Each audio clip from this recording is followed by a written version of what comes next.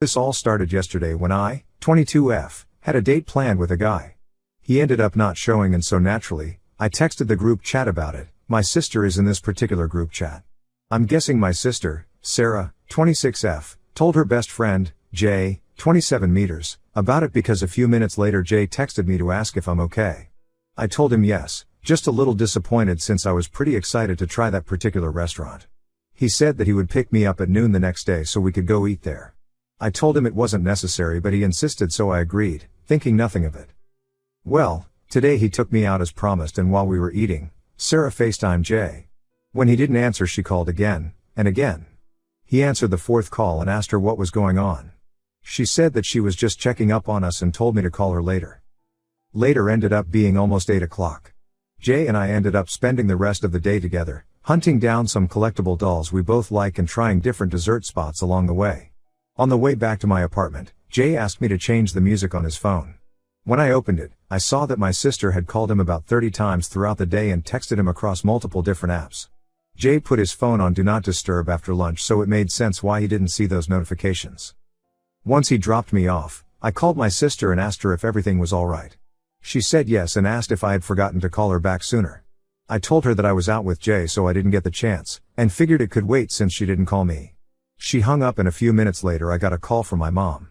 She sounded angry and told me that I should be ashamed of myself. I said sure, but why today? According to my mom, Sarah called her in tears, saying that she had caught Jay and I having sex in their apartment. I was so fucking confused. I told my mom that I did not, in fact, have sex with Jay and that I didn't even know they lived together. I asked her to give me a minute and I called Jay, but he didn't answer, so now I'm here laying on my floor wondering what the hell is going on and putting off another conversation with my mom. Update. So I'm not religious or anything like that, but Jesus Christ. Thank you everyone for your kind words and support. I don't know what to do with myself. Also, I meant to post an update yesterday, but my friend asked me to go watch the Miguel O'Hara movie with her and then I just forgot. Sorry about that. I wanted to clear up some confusion before the update. On my original post, when my mom told me that Sarah and Jay shared an apartment, I said I didn't even know they lived together. Those were my verbatim words to her because last I knew, Sarah had a roommate and Jay lived alone. I was right, that's still the case. Sorry I wasn't clear about that. I'm bad at expressing myself sometimes. Another thing was people were wondering how Jay found out about my date, or lack thereof, and according to him, he was hanging out with a few of his friends, including my sister, and she told him about it in a joking way. Another thing is that some people are asking why I went out with Jay if I knew my sister liked him. I didn't know. Just because I talk to my sister doesn't mean she talks to me the same way. If I had known, I would have talked to her about it first, because I know from past experience that my sister is a jealous person. Anyway, last night was a doozy. Jay called me back. He said he was going to stay at a friend's because he would feel safer with company. I asked him if there had ever been anything romantic between him and my sister. He said the only thing was that he kissed her at a New Year's party at midnight because she was feeling left out. Obviously, I can't confirm if that really is the only thing. He also said that he had never even talked about moving in with Sarah, so he doesn't know why she would say they were living together. After I spoke with Jay, I called my mom again. She still sounded pissed, but this time I could hear my sister crying in the background and my dad yelling to get our asses over there. Our being Jay and I, presumably. Well, as I told my mother earlier, I didn't have Jay's ass and I don't like to drive at night, so I told them I would go the next morning. That also gave me time to gather any evidence I could to prove my innocence. Jay even sent me a copy of his lease to prove that he and Sarah do not live together. I went to my parents alone because Jay has a job. As soon as I arrived, my parents started yelling at me. Just the usual stuff, that I was disrespectful, but they never expected this from me. How dare you do this to your own sister? You know she already has a hard time, why make her life harder? My dad even called me a whore. That was fun. I kind of just sat there and did the math on how much faster I would be able to finish my grad program and flee the country, or at least the state. I wasn't very tuned in until my mom told me that if Sarah lost her job because of me, that I would need to financially support her until she found another one. That's when I snapped and told them that if they thought I was going to do that, then they were as delusional as my sister.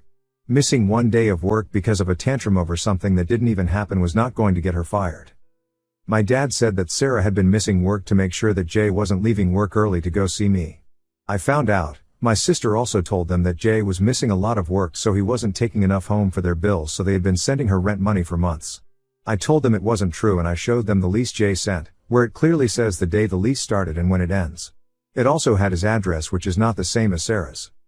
My mom brought Sarah out of her room, where she had apparently been this entire time, and told her to explain herself.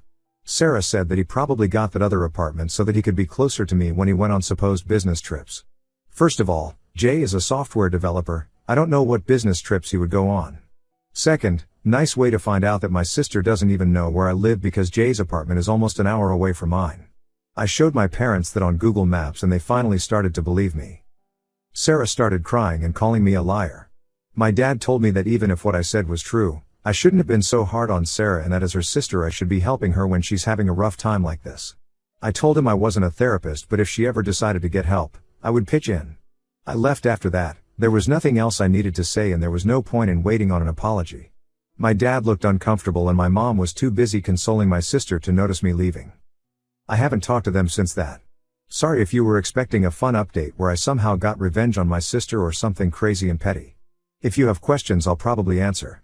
Thanks for caring though, and those of you that shared your own stories under my original post. Damn, sorry you went through that. A winery picnic led me back to the love of my life. However, my happiness is being tainted by his ex's homewrecker accusations about me. My partner, male, and I, female, are both 26.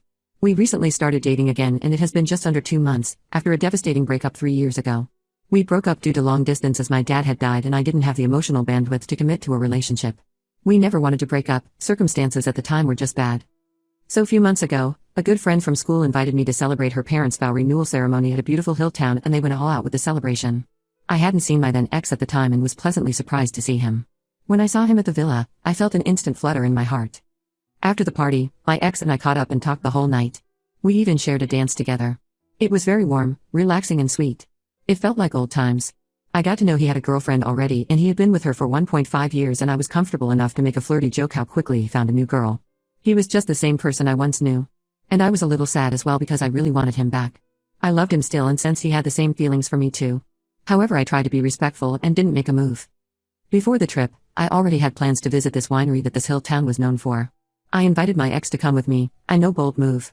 We had a great time wine tasting and sat together soaking up the sun on the grass and had a really lovely picnic. I was drunk and blurted out that I regret that our relationship ended and if my dad was still here we'd still be together. I told him I never stopped loving him and how he was and still is the love of my life. He reciprocated that he was in love with me too, but we didn't do anything physically. He decided that he needed to end things with his then girlfriend and after some time, we started dating again. Honestly, I'm so glad my friend invited me and I met my boyfriend. I know as cheesy as it may sound, I feel that there was a bigger reason for us to suddenly meet again. I'm so in love with him and so happy we are back together. My Instagram profile is open and I posted 2 pictures in an album that showed how much we have grown. I am ecstatic that we are together and in a way it feels like my father's blessing from heaven. However, his ex sent a barrage of nasty messages to me and called me a homewrecker. I know that we got feelings for each other, but I don't think we had any control over that. We didn't do anything physically, besides holding hands as it was getting a little cold at the winery during sunset, and all we both were, was to be outstandingly honest with one another. And we only got together after he ended things with her as soon as the trip was over. She has been contacting my friends and other people I know and saying horrible things about me.